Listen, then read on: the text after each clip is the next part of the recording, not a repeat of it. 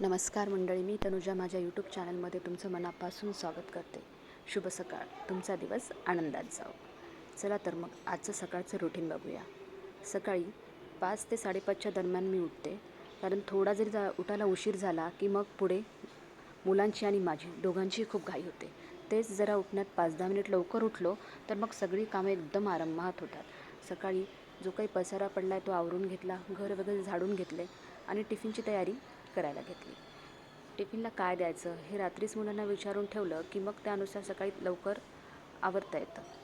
मुलांच्या आवडीनुसार टिफिन केला, तो भरला आणि साईड बाय साईड म्हणजे सकाळचं कसं राहतं, एक मल्टीटास्किंग काम असतं आपलं. टिफिन बनवणे, वॉटर बॉटल फिल करणे, मुलांचा युनिफॉर्म काढून ठेवणे, त्यांना रेडी करणे, त्यांचं दूध देणे, हे सगळे कामे आपल्याला एकाच वेळी करावी लागतात. हे सगळं झाल्यानंतर मुलांना स्कूलला पाठवलं व मी माझी तयारी करायला घेतली.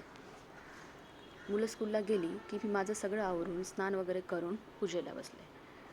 आज काही फुलं जास्त आली नव्हती, त्यामुळे जी काही फुलं होती ती आणि बेलाची 2-3 पाने घेतली आणि पूजा सुरू केली.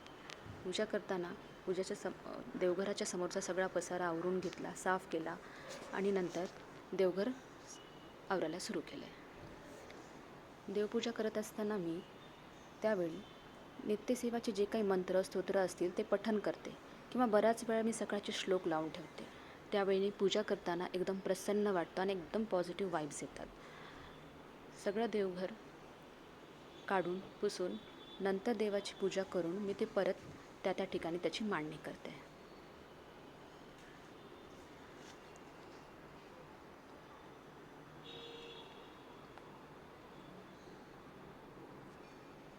देवाचे सगळे आसनं झटकून त्यावर जे काही अक्षदा फुलं आहेत ते काढून ते परत देवघर स्वच्छ पुसून अंथरूण देते आणि देवांना सगळं स्नान घालून त्याची मांडणी त्या जागी करते.